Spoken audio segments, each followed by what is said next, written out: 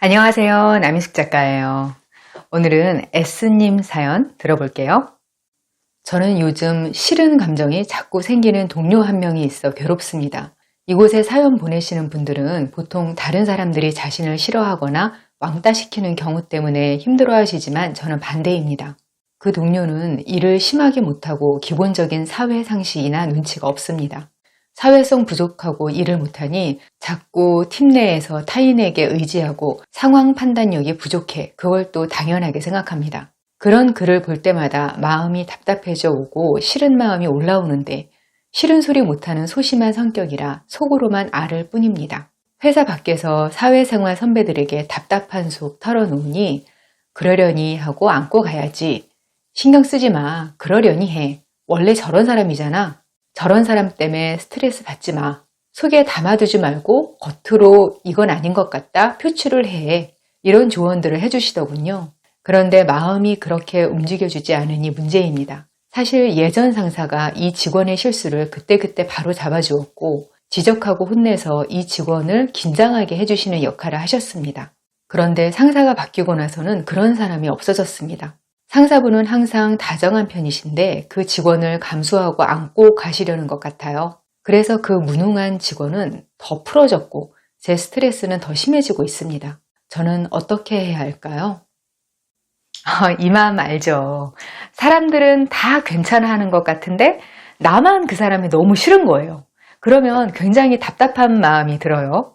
나만 나쁜 사람인 것 같고 이런 경우에 어떻게 해야 하는지 한번 정리해 드려 볼게요. 첫 번째, 미워하는 마음과 공감에 대한 욕구를 구분해 보세요. 제가 어릴 때 교회에서 합창단을 한 적이 있어요. 평소에는 예배 전에 좀 일찍 와서 연습하고 무슨 행사가 있으면 평일에도 더 나와서 열심히 연습하고 그랬어요. 근데 그 합창단원 중에서 음치인 친구가 하나 있었어요.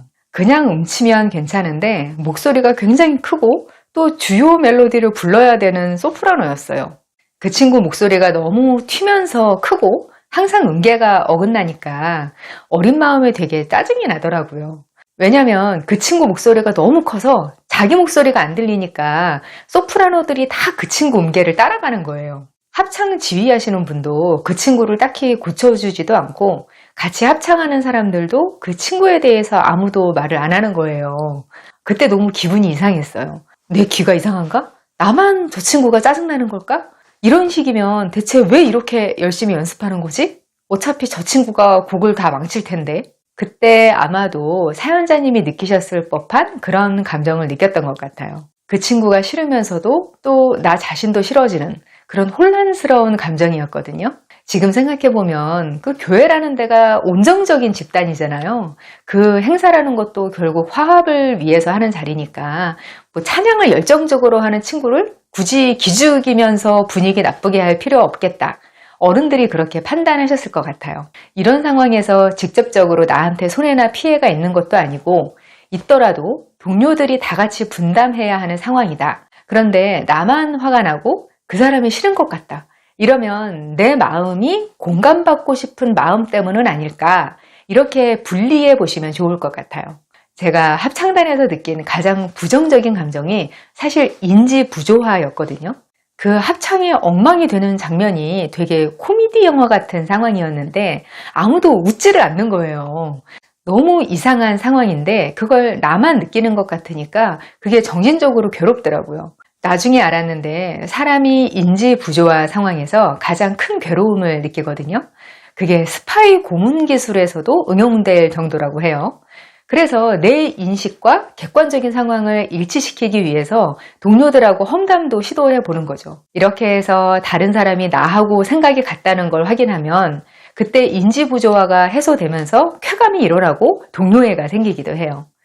이게 잘못된 방향으로 발전하면 직장 내 괴롭힘 같은 상황이 되기도 하고 그러는 거예요. 제가 사회 초년생 시절에 상사 되시는 분이 제가 일 잘 못하는 걸 굉장히 조곤조곤 뼈 때리듯 말씀하시는 분이 있었어요.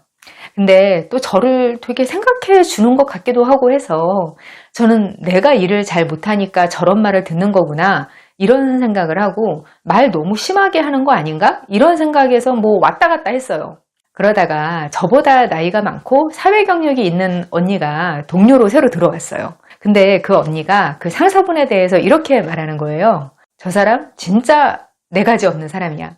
욕만 안 하면 다 좋은 말인 줄 아나. 근데 그 말을 듣는데 속이 다 시원한 거예요. 내가 느꼈던 감정을 확인받고 제가 틀리지 않았다는 걸 확인받은 거니까요. 그게 바로 제 감정에 대해서 공감을 받은 거잖아요. 그 이후에 그 언니하고 짧은 기간에 부쩍 가까워졌던 게 기억나요. 사연자님도 그 사람 자체보다도 내 감정이 왜 이럴까? 그걸 괴로워하시는 걸 수도 있어요. 이게 공감 못 받는 거에 스트레스를 받아서 이 감정에 너무 몰입하다 보면 인터넷에 유명인들한테 악플다는 사람처럼 될 수도 있거든요. 내가 어떤 포인트에서 누군가가 너무 싫은데 다른 많은 사람들이 좋아하니까 인지부조화를 느끼는 거예요. 이런 감정을 잘 다뤄야 성숙한 사람이 되는 거죠. 사실 사연자님처럼 누군가가 한 가지 감정을 느끼고 있으면 그걸 다른 사람들도 다 느끼고 있는 거예요. 근데 거기 집중해봤자 돌아오는 이득이 없으니까 그냥 모른 채 하는 거예요. 사연자님도 마찬가지잖아요. 짜증나지만 속으로만 끙끙 앓고 겉으로는 표현 안 하시는 거잖아요. 이럴 때는 남들도 다 느끼고 있다는 걸 미리 알고 상기하는 것만으로도 좀 나아져요. 내가 어떤 악의 없지만 피해주는 사람을 미워하는 것인가? 아니면 이런 감정하고 저 사람이 피해주는 사람이라는 걸 나만 알고 있는 것 같은 그런 기분에 공감받지 못해서 괴로운가? 이걸 구분해서 내 마음을 해석하는 것만으로도 좀 해소가 되신다는 거, 그걸 알아두시면 좋겠어요. 두 번째, 애매하게 싫은 사람이 있다는 게 인적 환경이 좋다는 뜻이라는 걸 알아두세요. 이렇게 나만 저 사람 싫어하는 건가? 저 사람 싫어하는 나만 쓰레기인 건가? 이런 생각을 하게 만드는 사람이 있다. 그래서 마음이 괴롭다. 직장에서 이런 생각을 하고 계시잖아요, 사연자님이. 이건요, 확실하게 나쁜 사람이 그 조직 안에 없다는 뜻이에요. 진짜 누가 봐도 확신이 드는 소시오패스, 나르시시스트인 사람이 조직 안에서 사람들을 괴롭히잖아요. 그러면 이런 종류의 내적 괴로움을 느낄 틈이 없어요. 모두가 알고 공감하는데 아무런 어려움이 없을 정도로 나쁜 사람이 조직에 있으면요, 애매한 정신적 고통이나 죄책감이 아니라 아주 확실한 육체적, 정신적 고통을 겪게 되어 있어요. 특히 공무원 사회에서는 거의 해고가 안 되잖아요. 그래서 종종 일을 아예 안 하다시피 하는 사람들이 있다고 해요. 이런 사람들은 자기 때문에 일을 다 떠맡아야 되고 심한 피해를 보는 동료들이 아무리 눈치를 주고 저절로 왕따가 되고 해도 끄떡없다고 해요. 사기업 같으면 업무 태만으로 해고 사유가 되거나 승진해서 밀려나면 저절로 도태되거나 그럴 텐데 공무원은 구조상 그렇게 안 되는 거죠. 그래서 정말로 뻔뻔할 수만 있으면 제일 편한 직업이라고 하죠. 근데 사람이 사회적 동물인데 어떻게 몸만 편하자고 은퇴할 때까지 왕따 자처하면서 살겠어요. 대부분의 사람들은 그렇게 못하죠. 근데 그걸 실제로 하는 분들이 어쩌다 있다는 말이에요. 이런 경우는 이동이 있을 때 부서에서 서로 안 받으려고 한다고 해요. 이런 조직 구성원은 누가 봐도 공공의 적이고 인지부조화가 있을 일이 없어요. 근데 대신 같은 부서가 되면 지옥이 펼쳐지죠. 사연자님처럼 공감이 어려운 감정인 정도라면요, 그 피해가 그래도 심각하지 않은 거니까 비교적 인적 환경이 좋다, 이렇게 생각을 바꾸시면 좀 더 편해지실 것 같아요. 그리고 사연 속 그 무능한 분 있잖아요. 그런 사람을 품어주고 안고 간다는 분위기가 되는 조직이면요, 비교적 관용적인 분위기가 있는 조직인 거예요. 이게 사연자님 생각에는 조직에 해가 되는 사람을 나대게 두는 조직이라 답답하다, 이렇게 보이실 수도 있겠지만 나 역시도 조직의 구성원이잖아요. 나한테도 관대한 분위기일 수 있다는 걸 생각해 보셔야 돼요. 사람이 항상 합리적이고 효율적으로 움직이면서 역할을 다 할 수 있으면 좋은데 살다 보면 그게 잘 안 되거든요. 나도 지금 어딘가 다른 사람한테 못마땅하게 이상하게 행동하고 있을 수 있고요. 언젠가 조직에 피해가 되는 실수를 좀 하게 될 수도 있어요. 이건 진짜 모르는 일이에요. 그런 걸 좀 온정적으로 품어주는 조직에 내가 있구나, 이렇게 생각해 보시면 좀 시각이 달라지시지 않을까, 이런 생각도 들어요. 세 번째, 상대방과 마음의 파티션을 치세요. 요즘은 없어지는 추세기는 한데 사무실에 책상마다 파티션 있잖아요. 책상과 책상을 분리해서 같은 공간에서 개인 공간을 확보하게 하는 건데요.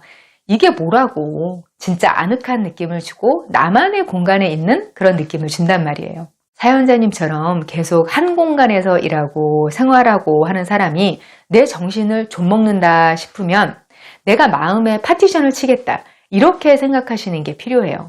아마 다른 분들이 안고 가겠다 이렇게 생각하고 별 액션을 안 취하고 있다면 다들 이런 태도로 그분을 대하고 있을 가능성이 커요.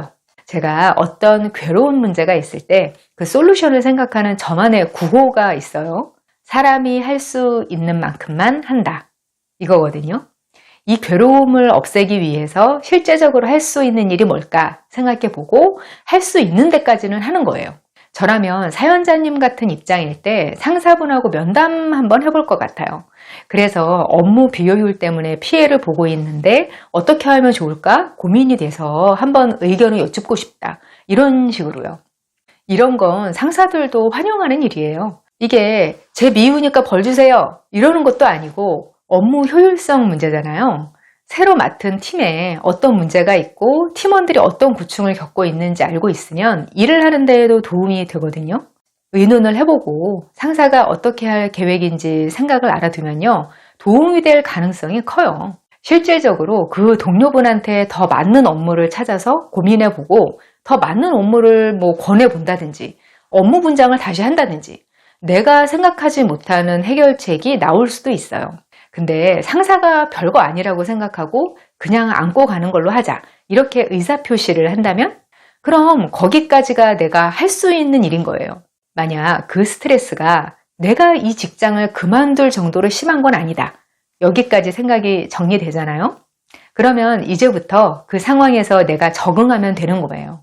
이게 상황이 명확하게 정리될 때하고요. 애매하게 내 생각만 복잡할 때하고 달라요. 상황이 달라지지 않을 거라는 근거가 생기면 마음의 파티션을 치고 저 사람 문제하고 내 문제는 분리를 하는 거예요. 나는 여기가 견딜만 해서 일을 하는 거고 저 사람의 어리석음을 견디는 것도 내 업무다. 이렇게 생각하면 마음이 한결 편해져요. 이런 걸 전에 심리학 용어로 내적 귀인이라고 하는데요. 같은 일이라도 이게 내가 선택해서 하는 일이라고 인식하면 스트레스가 훨씬 줄어들거든요. 사연자님이 내적 귀인으로 돌려서 이 상황을 다루시면 좋겠다. 이렇게 생각해요. 저는 누군가에게 정말 피해를 지속적으로 많이 주는 어리석음이 있다면 그것도 악이라고 생각하거든요. 왜냐면 진짜 그 사람이 선의가 있다면 그걸로 어리석음으로 인한 피해가 희석이 돼요.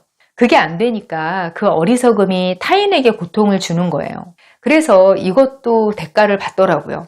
만약 그분이 그 자리에 있어서는 안 될 사람이라면 또 상황이 그렇게 돌아가더라고요. 사연자님 마음을 잘 관리하셔서 좀 더 편하게 직장 생활 하시면 좋겠습니다. 숙주님들도 직장이 아니라도 여러 모임이나 관계에서 비슷한 감정을 느끼실 수 있거든요. 여기서 죄책감이 드니까 자신을 괴롭히거나 남을 괴롭히거나 이런 상황이 될 수 있어요. 내 생각을 정리하다 보면 해결책이 나타날 때가 많아요. 도움 되시면 좋겠습니다. 저와 더 깊은 소통을 원하시면 네이버 카페 어른성장학교로 오세요. 저는 다음 이 시간에 여기서 다시 만나요. 기다릴게요.